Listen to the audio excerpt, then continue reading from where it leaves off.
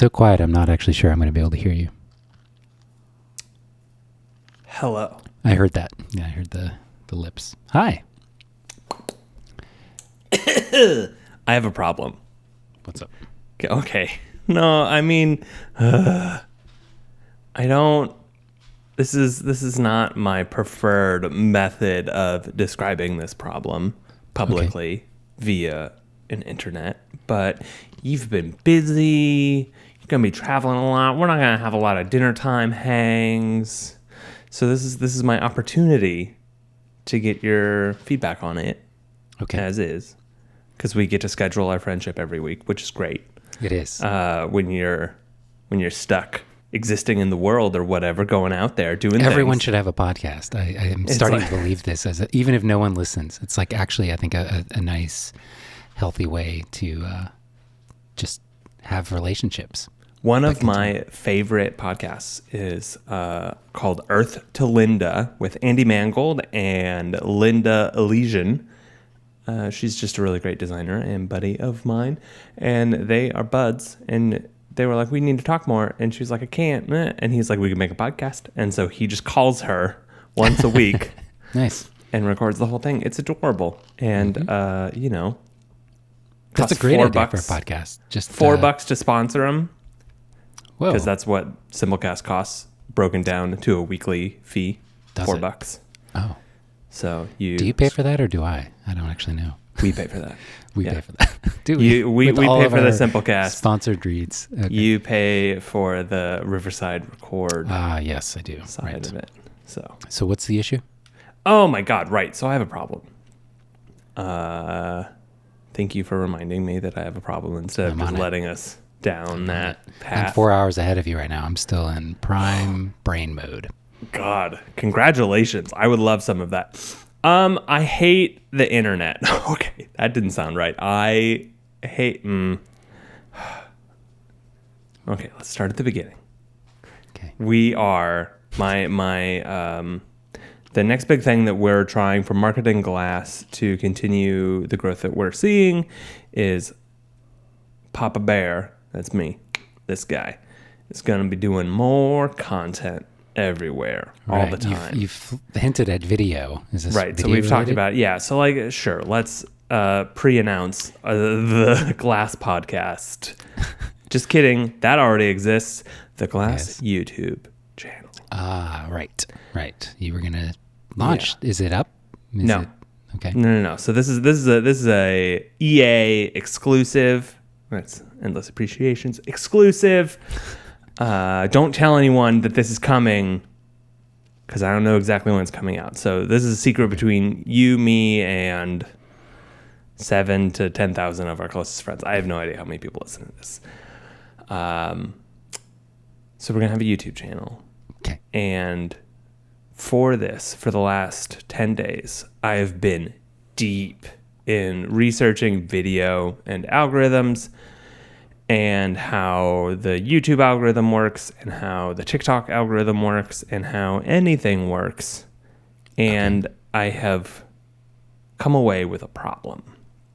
The problem is I don't know how to do it. Not like... Okay. Maybe specifically sign up for like a Mr. Beast consult or something. I don't know. Yeah. So, I mean, Mr. Beast is a prime example of everything that I hate about the internet right now. Yeah. Which is unfair to Mr. Beast. He's just literally doing what makes him money. He's just doing his job. And his job is to be a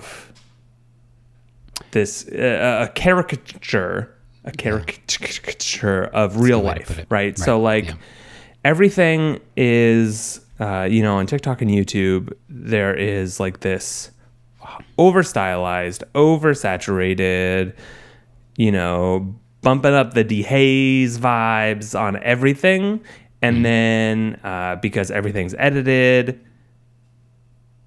I'm leaving a pause here, so it would be like a funny joke for you to then like quickly edit to me saying that I left a pause. I can do that. Yeah. So like everything's edited really tightly together. Yes. And like everything is manufactured and controlled.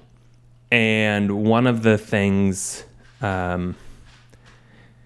that sucks about it is it feels awful, right? Like if you take a step back and instead of like trying to enjoy the content for the pacing or for the, actual content itself, the videos or the clips or whatever, if you step back and like just watch it happen, it hurts my brain a little. It hurts me. It hurts my soul a little, right? Like this. Well, it's funny because I think stuff that would resonate on a deeper level does exist. It's just not served up by the algorithm because it doesn't follow this caricature, or maybe I should say archetype. I don't know, the style that all social media seems to be driving toward, which is, again, I'm just going to say it, we're all going to end up just looking at still images because that is the fastest way to absorb information, is just text in a thumbnail or still photo instead of having to get through a video of information. No, not really. But there is, I think, still, there's got to be people that create stuff that is a little more thoughtful and deliberate, and the pacing isn't so ADD, dopamine oriented. But it's going to, by its very nature, be more difficult to find because it's just not a thing. And here's what's interesting. The photographers that I do see that, this is photography related, so it's mostly on Instagram, that I do see that tend to have a more quiet presence, powerful, but quiet in their relating of knowledge or sharing of their work, generally more artistic work, tend to be like shadow banned in a way, where like I'll literally type in their name and not see them unless I hit search. And so, typically it'll give you like the auto feed of what it's trying to find by just the first few characters and what you're searching for. And I think that's a pretty clear signal that someone's shadow banned when they don't come up until you literally hit search. And that's weird. It's so odd and unfair. And yeah, it's the world we're living in. So you have come away with what? So, just trying to do as much research as possible and realize you're just going to have to start doing it and hope for the best because there's really no knowing. And even if you did figure it out right now, it's going to change. I know. So the thing that I don't know how to do is I don't know how to play that character. Right? Yeah. That's like my biggest thing is like, I don't know how to relate. I am actually puzzled by this. I know many people that do YouTube channels, especially video content, and they do play a character. It's odd to meet them in person and realize, oh, you're not like that at all. You have a very quiet disposition. Your demeanor is not bubbly and excited, but you put a camera on them and they are. And I've never understood that because it seems like you would have to be, well, essentially, I guess they're just acting, which is fine. But it seems like that would be just a very, very tough thing to keep sustainable when it's not in your nature to be like that. Or maybe it is when you're creating content and people can just hit it like a switch. I guess I'm sort of like that when I'm actively shooting.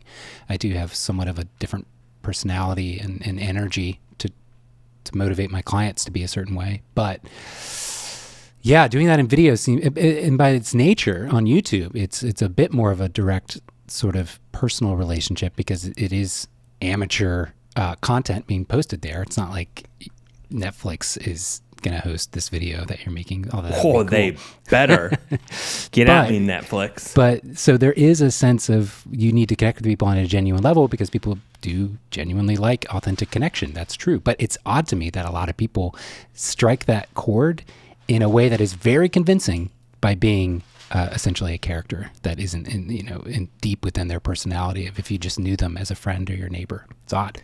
Yeah. So like another issue with this is going to be about photography, right? So like I had this really that's been my whole issue with YouTube in general. It's a terrible platform for showing photos. It's a terrible way to look at photos. Like I have done a really good job of finding the like content and the videos that I do enjoy on these platforms, right? Like, and I've come away with a handful of video ideas or styles of videos to produce both with members and by myself, because like one of the problems here is that I have to create pretty regularly, and shooting with other people adds like a 10,000x layer of impossible to do quickly, right? Like if you're shooting an interview with someone, or if you're doing a photo walk with someone, or even just waiting on someone to reply to an email, right? Like it's hard. It takes work to the extra person just adds complexity to all the problems. Therefore, everything gets pushed suddenly, so like to publish at any rate that is sustainable for an algorithm to pick up any of this content, I have to produce my own content. Hi, I'm Daniel. Here are my street POV, like point of view street photography videos, right? Like here I am going out to take photos of this thing. Here's why I took it, whatever. Then I also have to create smaller clips of just talking head stuff, because YouTube loves talking head stuff. Like the algorithm is trained to love a talking head stuff. And then also work in the stuff that matters to me and to the platform, because I don't care about my photography being presented in this way personally, right? Like, don't get me wrong. I'm going to enjoy this.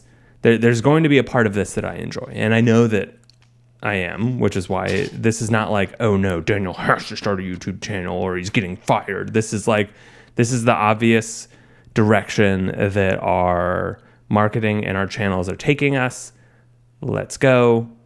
I am looking forward to parts of this, and I know that I'm gonna goddamn, I'm gonna hit that little dopamine when we hit like little milestones of like 500 subscribers or 1,000 subscribers or whatever. I know that it's going to feel good, and I know that when I make a video or an interview with someone that hits and is really good, I'm gonna feel it in a way that it's gonna feel really great, and I'm looking forward to that. But the stuff that I have to make the majority of the channel is not gonna be stuff I care about. Like an example of content that will be coming to a YouTube near you in the foreseeable future. I have access to an old 50 millimeter 0.95 Noctilux Leica lens from Sam. It's from Sam. It's always from Sam.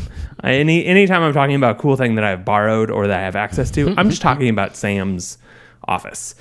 But I also have the new Mitakon 50mm 0.95. Is this $300 camera compared to this $13,000 camera? Let's go look. Right? Like that. It's going to be really fun. Actually comparing and like contrasting the same images, right? Like that's going to be fun. Turning it into content, a 12 to 14 minute video. Yeah, not so fun. Yeah. Not a little less fun, right? And so this, I when I was growing up, I worked at a summer camp, and it was like a foundational, wonderful experience for me. It was also, a terrible, horrible place that caused quite a bit of trauma. But it was really fun. Like, I really enjoyed working with the kids. It was really great. And one of the things I did was I was the camp photographer. So I took photos throughout the entire week, and then I put together a slideshow at the end. And I was always really jealous of the video guys, because the video guys got to do things like they got to make their own videos and be in the videos and be the star of the videos. And so once I screwed up pretty bad and made like a video introduction for the slideshow that like kind of weaved a dumb little story in.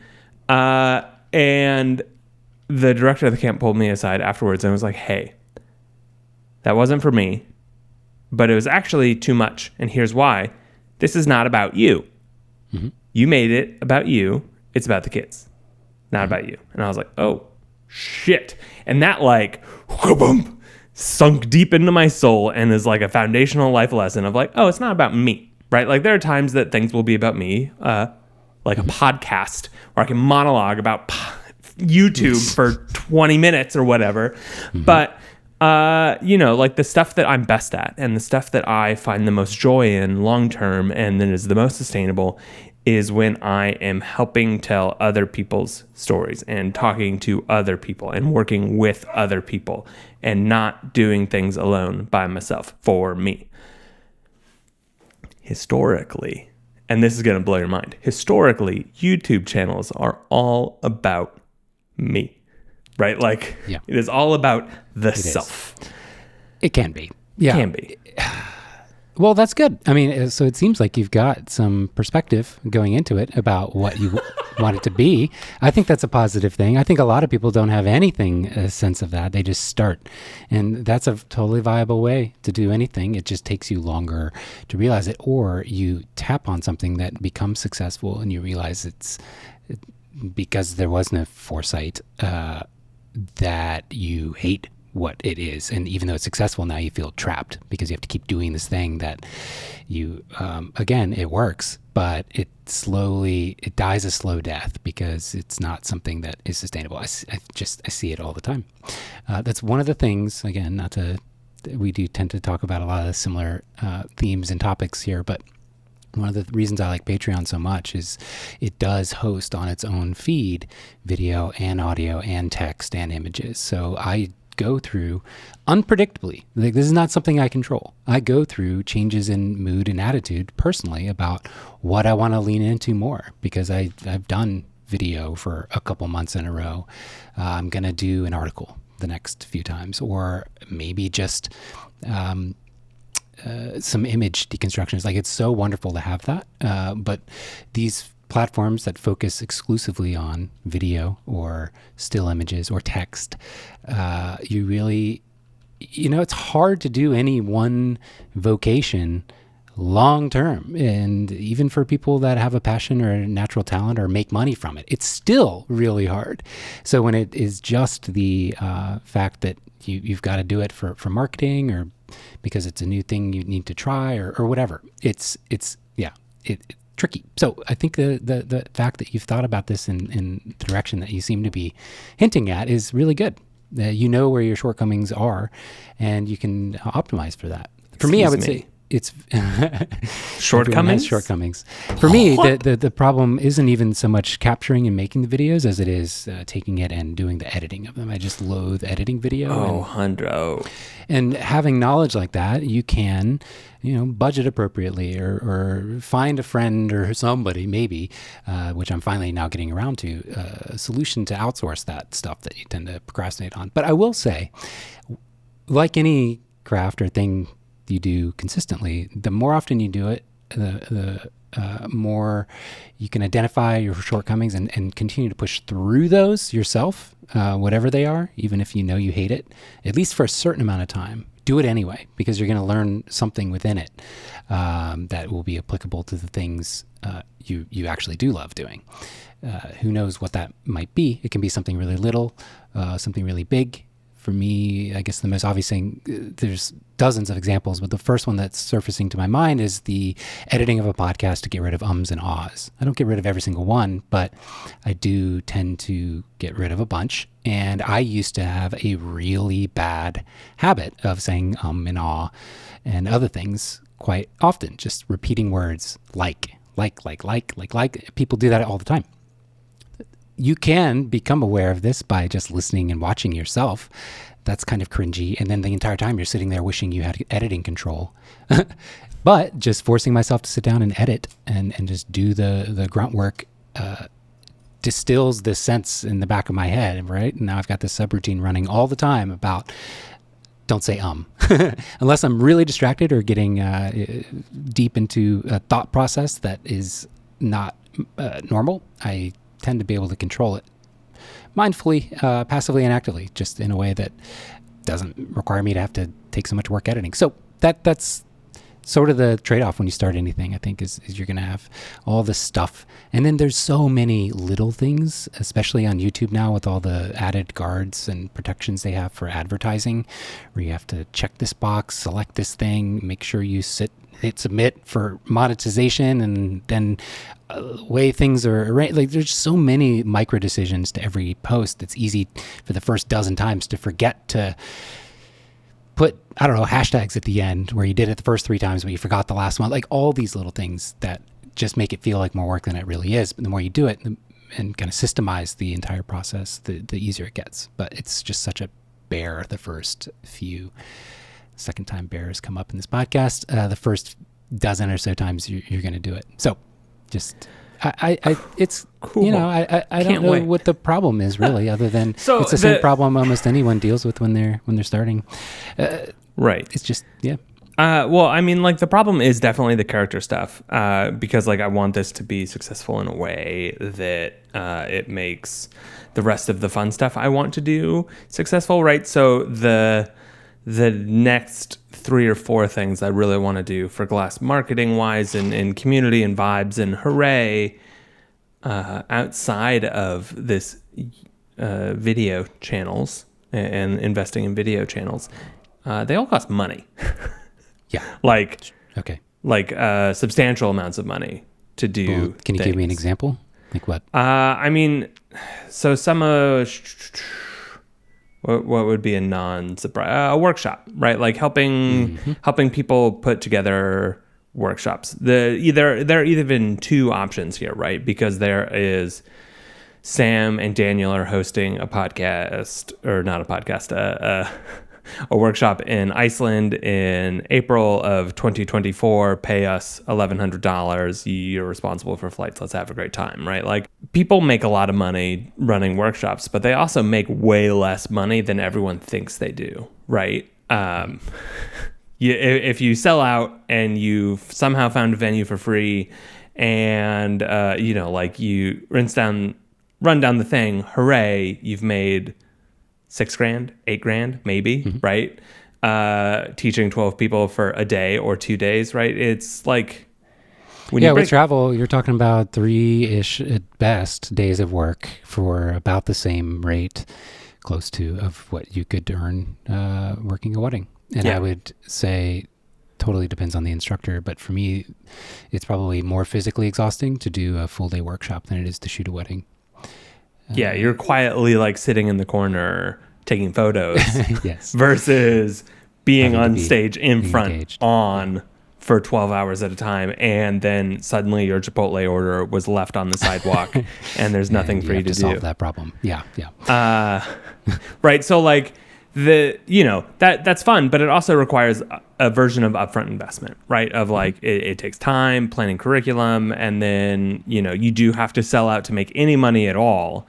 But then also, you got to invest in the travel and the locations. And if you don't sell out, then it's like, oh no, right? So like, there's a chance that we're on the hook for a couple $1,000s or whatever. So we have to spend that money before we make that money. That's like, oh, that's fine, whatever. Well, there are ways to mitigate. Mailing list is a good way. I've got a great mailing list. Yep, and you do tend to be able to. People understand and don't seem apprehensive about paying up front for workshops. So you do have some buffer money. It's not like you have to put everything on a credit card ahead of time. You could have a minimum threshold of like, hey, we need at least 5 people. It's going to sell out at another number, maybe 20 or 15. But we need at least 5. And if we don't reach it, we'll keep your money in escrow, the first 4 people, and refund it. There are ways to mitigate the financial risk, but you're right. It does complicate and just make it less fun than it otherwise should be. So that's an option. An actual conference, right? Like there was all photography conferences are kind of trade based, right? Or what you see is kind of trade based. Like B&H holding their conference is like, yeah, this is amazing, and like people give individually wonderful talks there, but collectively as a whole, the whole purpose is like, get on the trade room floor, show off all the cool new gear that you need to buy as a photographer, and like, welcome to our beautiful store, right? Like that's honestly one of my favorite conferences for that reason. The incentives are so well aligned between B&H as a company not needing to make a profit from the physical things that happen at the conference, just by the nature of throwing a conference, they're going to increase their sales and Yep. be profitable. But they don't have to map it like a one-to-one. If we bring this speaker, how much money are they going to bring in? Are we more or less profitable? They don't have to think about that at all, which makes it one of my favorite conferences. But it does become, I don't know. There's a trade-off there, and I can't quite feel what it is. I suppose, but it's such a great aligned incentive for the people that attend as well, because it doesn't cost them any money. They literally don't have to charge for people to come, which is wonderful compared to other conferences where it's hundreds of dollars to attend. Yeah.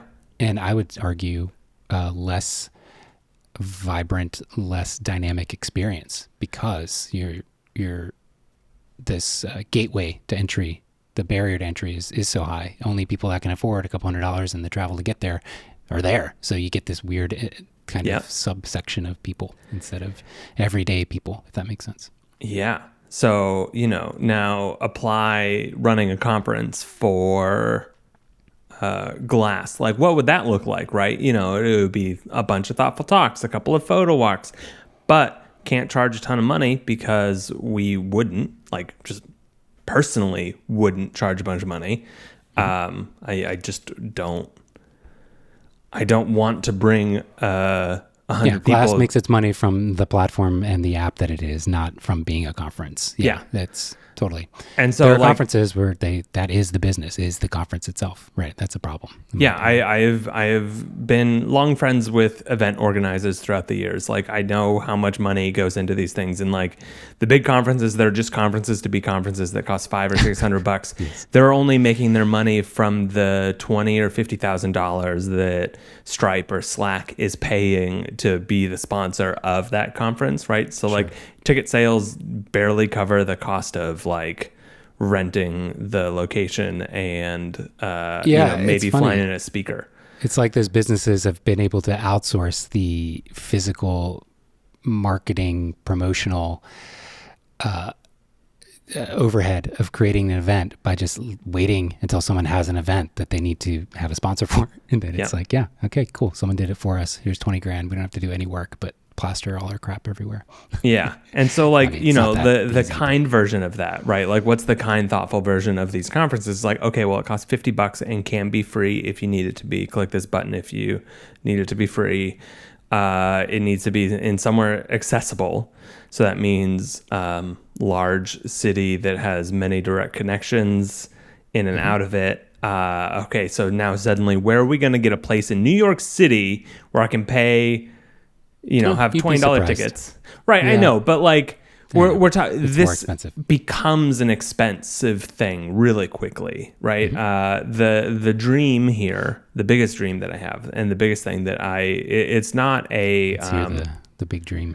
Yeah, I mean, okay.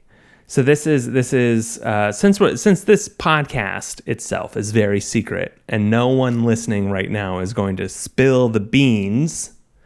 I will say one of the magical things about podcasts, I think it's still this way, although less so than 4 or 5 years ago. It does seem to be its own little insulated thing.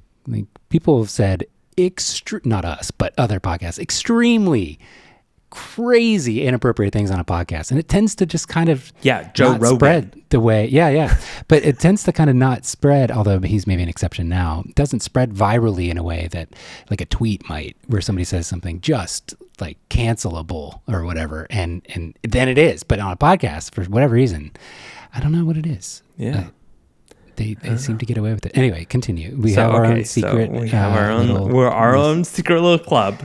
Should I make shirts? Our secret little club. That's and adorable. It's just our little faces or something. Welcome to the signal. All right. Well, print store. We're starting an endless appreciation merch store, and that's going to solve all of my problems. Great. I love physical printed media, and there's a natural evolution of Glass's offering community where we can help publish our members zines and photo books in the future, where we, publishing a zine, I have been, researching a lot of stuff also like this.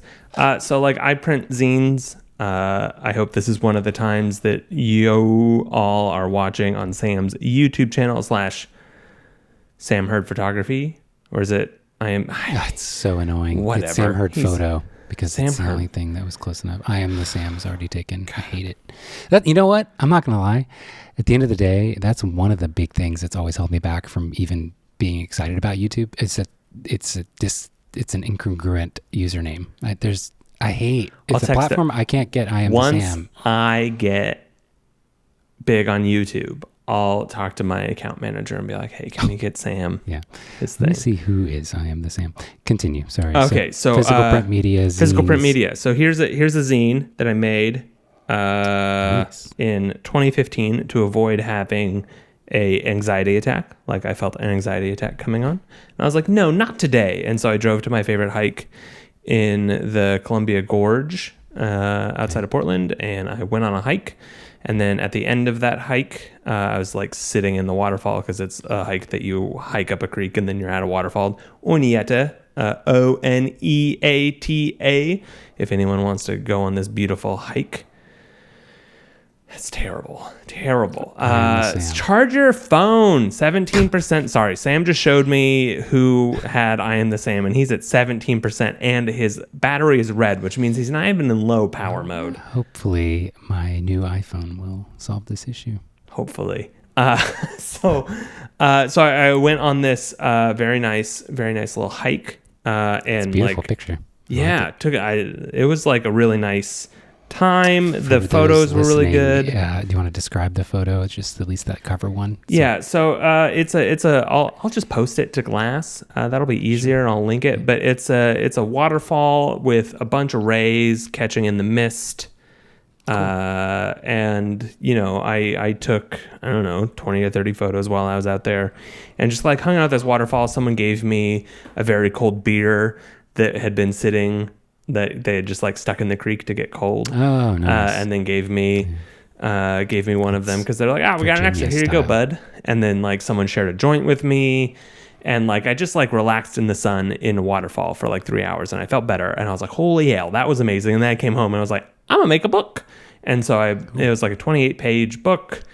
Ordered 50 of them or whatever, sold them. Hooray! It costs like $500, give or take. And then like that's fine. It's nice. It's it is a nicer photo zine than you would expect, but it's also still not great. Yeah. Getting something that's great requires ordering 500 to 1,000 and requires a marketing department, and it costs like $10,000 to $25,000 upfront costs. Right. So like this version of this booklet is a thing that we could probably start publishing relatively soon. Right. Just of like, hey, I have the people in mind and I'm going to be emailing them soon. So like, hey, maybe Glass Publishing is coming sooner than I think. But interesting.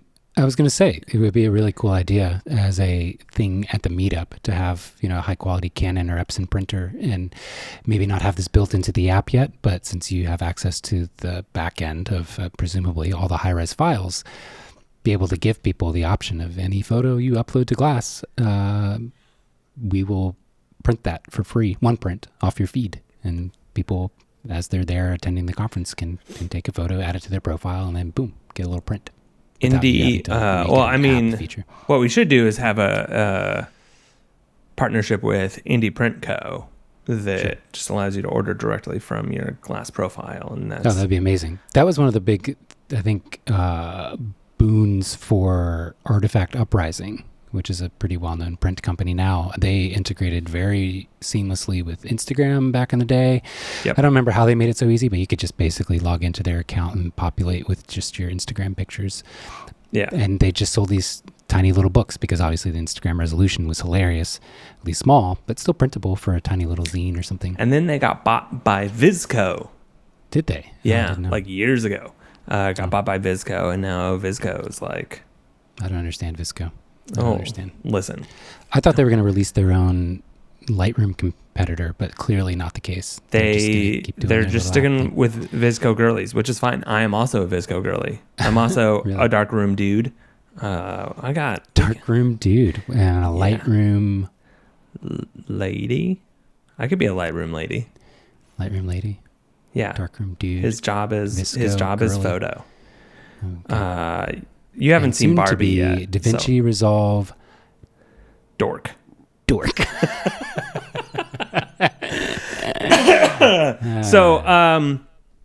So we can start like printing relatively soon, right? Cool. Like it'll be like $500 or $1,000 to help someone put together the zine, and then I can promote it on our newsletter. I can, we can do a selection video where we like cull their things, and I upload that to YouTube, right? Like there are a lot of like cross marketing, omni-channel. Ugh, gross. I don't know if hear you say that ever again. Yeah, every That's once in a while. Said that. Go ahead and explain what that is, because I actually don't know. All the channels. It's when you create a single piece of content that can be spread out. You were talking about that a minute ago, where it was like you have to create this thing, and then this is something I've always hated that I realized was necessary with Patreon, was like creating the piece of content, and then that was enough work, but then you had to create the content to promote that content. And you got to repurpose it across all of your channels. So I hate it. When I make so that's part of what makes this suck, is that when I make a YouTube video, in the same way that when we make a podcast episode, right? So sure. Podcast episode comes out, you make your clips and upload it to your Instagram and tag us, and then I send it out in our weekly newsletter. You do? Yeah. Didn't know. Well, yeah, because you don't read the weekly newsletter, Sam. I also, half the time, don't even tag you in any of the posts. I need to get better about that. You need to get better about that. But right, so like that, even that level of stuff, right? This is that same thing for Glass's eventual YouTube channel will be, okay, new videos out. Cool, I'm going to post it on my Glass profile. I'm also going to post it on all of our social channels across the ways. I'm going to turn the video into Reels and TikToks and YouTube Shorts. Going to upload all of those a few days later. Also going to post it to LinkedIn, and then I'm also going to write it in the email, and then probably also do an archive write-up on our website that is its own spot where there's a little bit longer content, so it can get picked up by the robots that read the internet and index and then start surfacing stuff elsewhere. Like, see, this is one of the things I've always admired and loved, and seem, especially on this podcast, to come across as mildly obsessed with John Gruber. He has such a wonderful model of, he's got his blog, which is almost literally never changed. It rarely, if ever, has photos. It's all text. It's always been the same. And that's it. That's all he has to do. He does have a podcast, but it's very much tied into his blog. He posts an episode of his podcast to his blog. The podcast is what it is. The blog, his website, does all the heavy lifting of distribution. And, he's just maintained that without having to do this podcast clip, TikTok-y reel stories. Yeah, I mean, correct. If I had started 25 years ago, we would be in a better situation now. I know. It's just amazing that, and then also him partnering with Ben, I forgot his last name now, but of Stratechery. They did start a podcast within the reality similar enough to what we have today, about 2 years ago, which was called, what the heck is it called? Dithering, which is a wonderful name. And it's 15 minutes. That was every time. You've explained this podcast like 4 times on the podcast. But they have managed to start a new thing within this thing. So here's the problem with like creating one piece of content and then slicing it up to promote it across everything, is that none of those most often, none of those singular things are going to be great, right? It's the jack of all trades, master of none sort of fallacy. I don't know. What is that? Is it fallacy? I don't think it's a fallacy. I think it's just literally my life. You spread yourself so thin that nothing you do is ever going to hit. So what happens is your singular source, the thing that you are trying to make good, the YouTube video, never gets its due, because the reason you are driving, the way that you're driving people to it, is never going to be good enough. But I will say, I could see some of the auto AI clip creation services doing a pretty good job of this eventually, of teasing out and surfacing the very best, interesting teasers to get people to come there, because it's an art in itself to be able to do that, and it's just too demanding for one person to do on their own. Sorry, that was a weird tangent, but Well, unfortunately, I am one person, and I am doing it on my own. yeah. Well, and I've done it too. That's you can do it. It just is it's tough starting from zero. It is. Well, but we also have to go one step further up, because I'm not trying to make Glass's YouTube channel successful. I'm trying to make Glass more successful, right? Yeah. So right, the YouTube has to actually convert to Glass subscribers or Glass supporters. Yeah, and like throw in the mess that is attribution, right? Like, holy hell, right?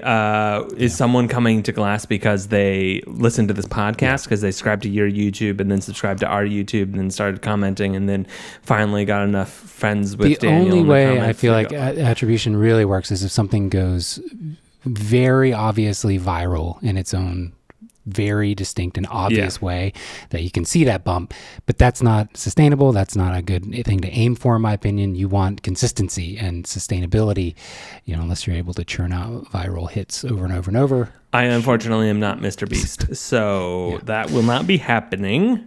Right. So, like the preferred thing is that we raise conversion or new trials by 4% or 5% over a year, as opposed to have one big spike from one big video that like worked really well, right?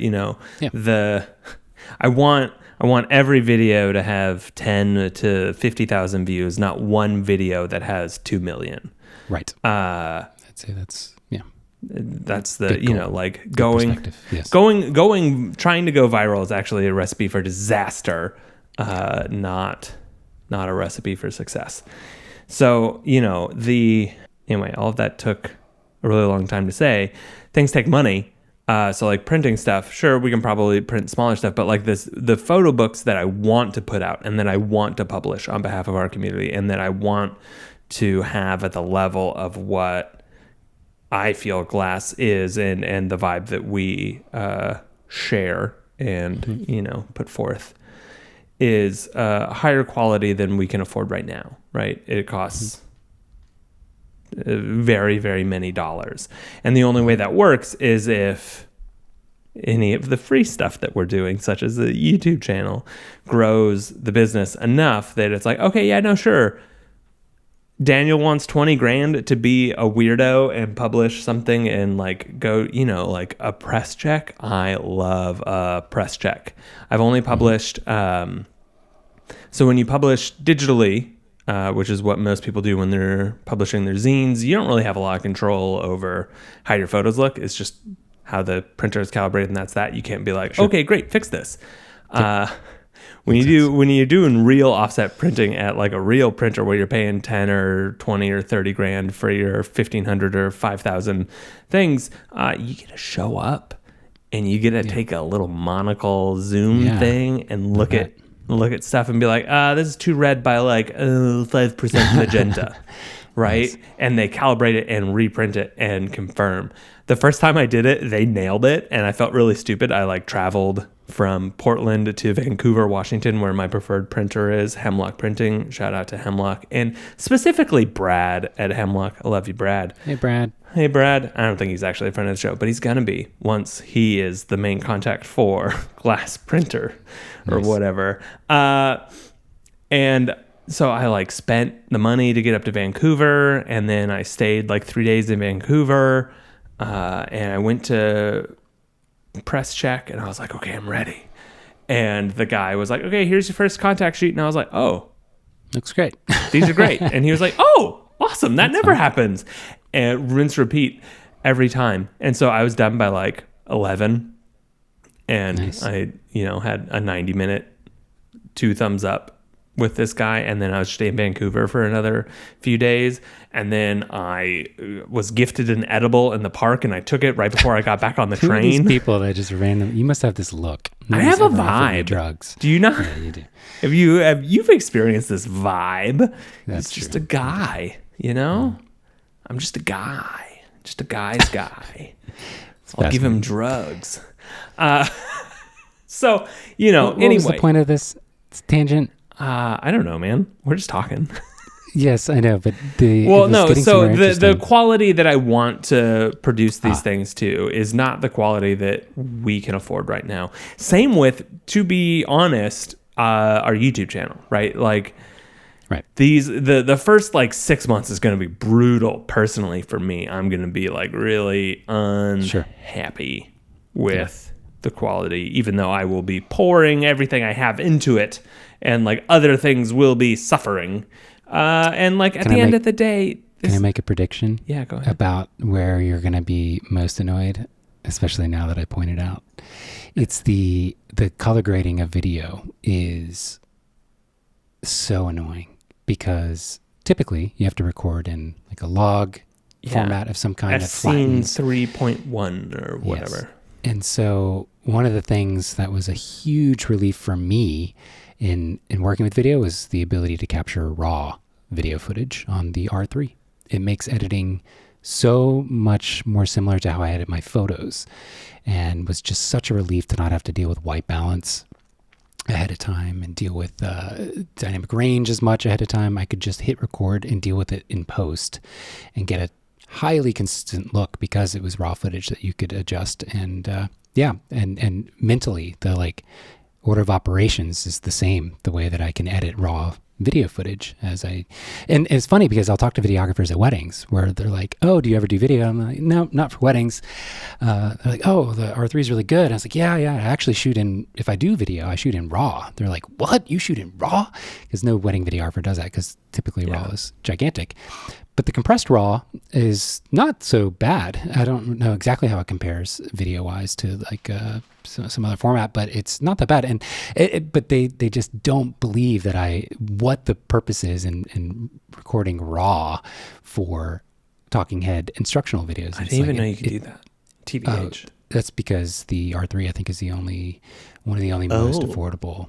I don't know I'm sure there's a Sony body that does it, but yeah, the Canon R3 will do 5K, 6K RAW and compressed RAW. And so it's such a relief. So now you're going to want that.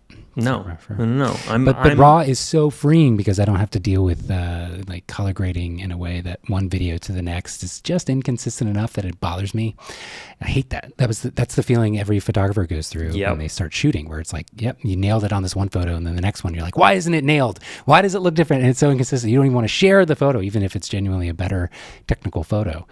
That is how I constantly felt with video until I bought the R3. I was very grateful for that.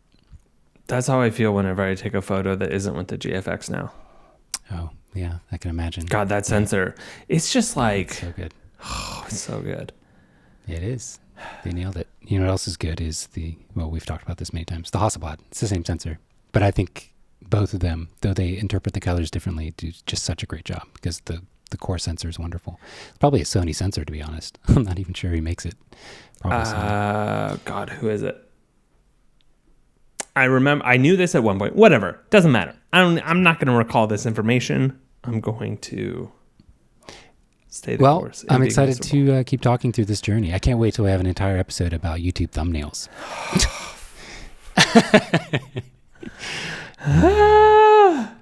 Yeah. I just don't. I know that I do a version of that for this podcast, right? Of the character, and I do a thing. And primarily the thing that I do different than my real life is right before I start, I will, I'll have my coffee or whatever. My little podcast ice cream, a dream. If I've ever seemed low energy during a recording, it is because I did not have my little podcast ice cream, my little hit of sugar. But like, that's not a sustainable way to pretend, right? Like, that's just an energy thing. That's I'll feel a little better. I can't do that over a recording or over a long interview or while walking with someone, right? Like, we sit down and we talk for an hour and then we stop recording and then we talk for another 2 to 60 minutes and then and then we get off. That's it. When you're recording, you are shooting over days. Yeah. I just... Yeah. And there's a whole nother world of equipment to get into. And the big advantage, though, that you do have is the fact that you can now narrow down some of the people that do YouTube in a way that you like, at least visually or from a technical level, and generally find what they're using. People because everyone has this is how I shoot 50,000 and edit Amazon linked things. It's like, come on, guys. But it is helpful if you're trying to start your own to see like, oh, that's the light they're using. Cool. Even though I'm not convinced that people keep those lists updated very regularly. But I have to run. I have a meeting in 2 minutes. So sorry to cut this a little bit short, but I'm excited. This is the second time you've mentioned the Glass YouTube channel, so I expect to see some movement in this space. And you're going to start using the Sony camera that I loaned you, the A7? Yeah, that's going to be the start. And then I'll eventually just purchase my own, the A7C2, because that's nicer. It's like a better sensor. I have a couple of giant lights I can give you. They're just sitting in the corner. They're not even used. Okay, I would love that. I would recommend that instead of trying to purchase them. Yeah, purchase them. I already have to buy a like $400 gimbal and like a $400 microphone set. And the DJI mics are wonderful. Rode just released their Pro ones that hot shoe in and are like. They're amazing. I'll send you the link. They're $400. 2 lapel mics. No, you say that now, but you're going to get that link and be like, ooh. I'll take a look. All right. Well, I appreciate you, Sam. Appreciate you. We didn't solve my problem. No. Shit. 1, 2.